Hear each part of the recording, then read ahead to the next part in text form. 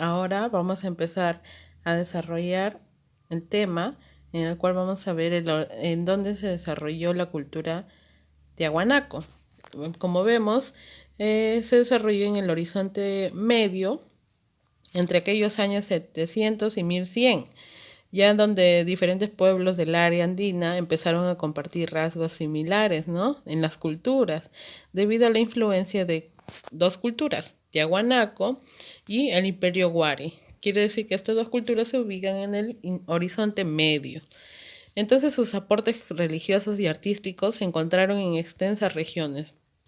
Por ese motivo, este periodo de tiempo es considerado dentro de un horizonte cultural, al cual es el horizonte medio. Vamos a ver que los arqueólogos señalan que este horizonte tiene las siguientes características. En la religión, su dios principal fue Huiracocha, ¿no? O el dios de las varas, o también llamado Báculos. Luego en el arte, surgió un estilo artístico que se difundirá por diversos territorios, sobre todo en los centros urbanos, ¿no? En lo político, aparece un Estado que impondrá su autoridad a otras naciones. Esta forma de gobierno se denomina el imperio.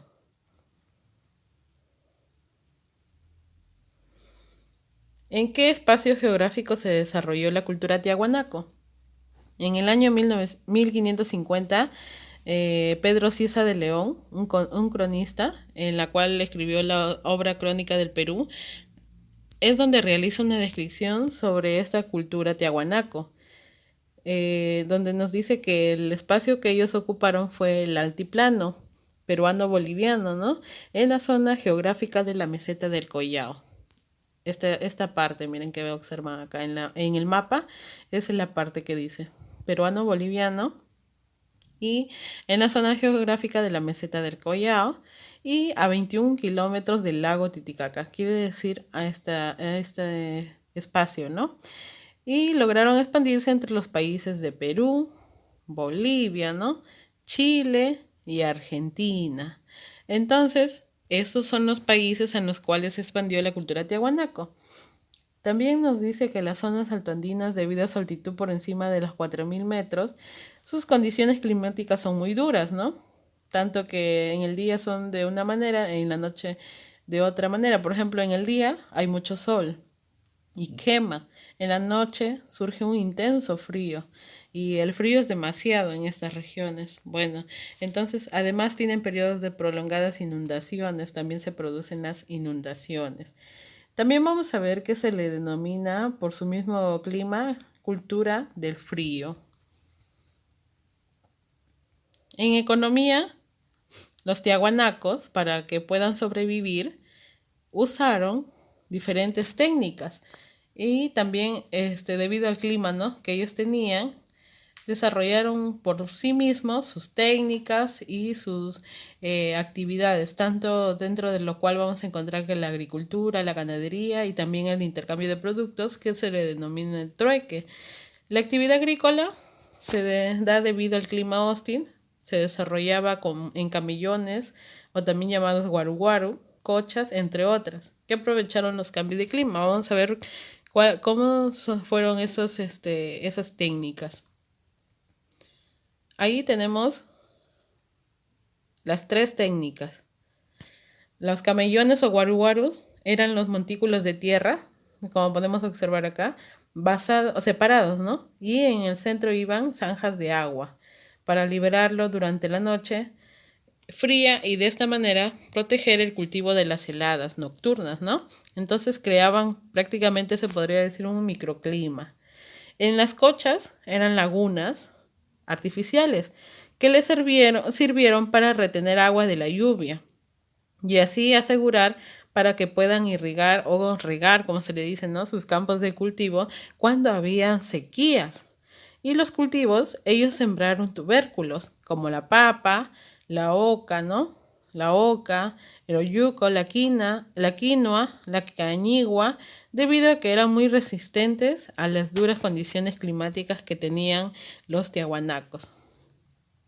Pero también vamos a ver que en la ganadería, que es una actividad importante para que ellos puedan sobrevivir, ¿no?, estaban el uso de los auquénidos, la llama y la alpaca. Estos se alimentaban de pastos ¿de dónde? De la Puna, ¿no? La región Puna.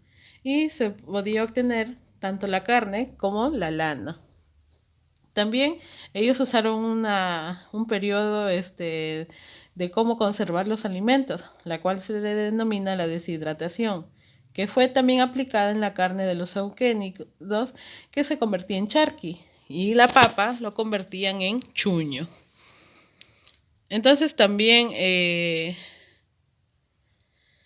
vamos a ver que ellos realizaron intercambios. Según John Murray, esta técnica se le denomina el control vertical de pisos ecológicos, ¿no?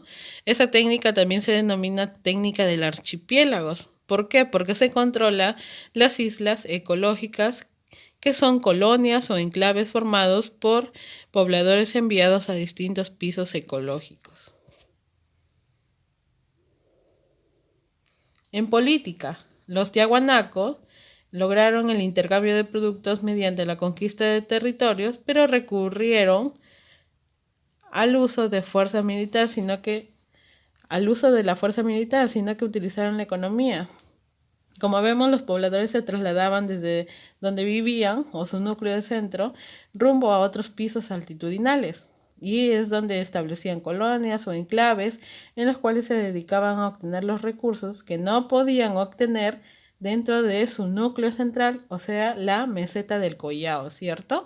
Entonces, a cambio de estos recursos, exportaban su cerámica, sus productos textiles y difundían su estilo artístico y culto religioso, ¿no? Entonces fue que así empiezan a tener contacto con los Wari. ¿Cuáles fueron los países actuales por los cuales se realizó la expansión de la cultura tiahuanaco? Tenemos a Perú, Bolivia, Chile y Argentina. ¿Por qué en el territorio de la meseta de andina era útil la técnica agrícola de los camellones? Ustedes van a responder de acuerdo al lo explicado. ¿Qué tan importantes fueron los enclaves o colonias para los tiahuanacos? Para obtener recursos que no podían obtener en la meseta del Collao, ¿cierto? ¿Y cómo se llamó el cronista y en qué obra realizó su descripción sobre Tiahuanaco? Fue Pedro Cieza de León y la realizó en la obra Las Crónicas del Perú. Ahora ustedes tienen en el Trabajando en Clase, dice, la cultura tiahuanaco se expandió dentro de nuestro territorio y fuera de él. Vamos a ver en el mapa de América del Sur cuáles fueron los países donde se desarrolló. Ahí vemos que Perú, ¿cierto? Perú, entonces ustedes van a escribir, dibuja en el mapa la expansión de Tiahuanaco, vas a colorear de diferente color cada uno de los países donde influyó esta cultura. Ahí tenemos los 4 países, Perú, ¿no? Chile, Argentina y Bolivia. Ustedes van a identificar en el mapa y van a pintar. La pregunta B nos dice que a pesar de las dificultades climáticas, ellos usaron productos para sobrevivir, ¿no? Tenían que obtener productos. Y vamos a ver que utilizaron diferentes técnicas, la cual fue los guaru guaru, que son los montículos de tierra, ¿no?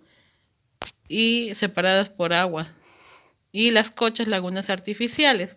Ustedes tienen que escribir acá para qué sirvió y completar el control de pisos ecológicos, qué es y para qué sirvió. Luego tienen una lectura de la tecnología agrícola en el altiplano, los sucacoyos. Ustedes van a dar lectura y van a responder a esas 3 preguntas. Eso sería todo, chicos, y bien, a continuar trabajando en lo que se indica. Gracias.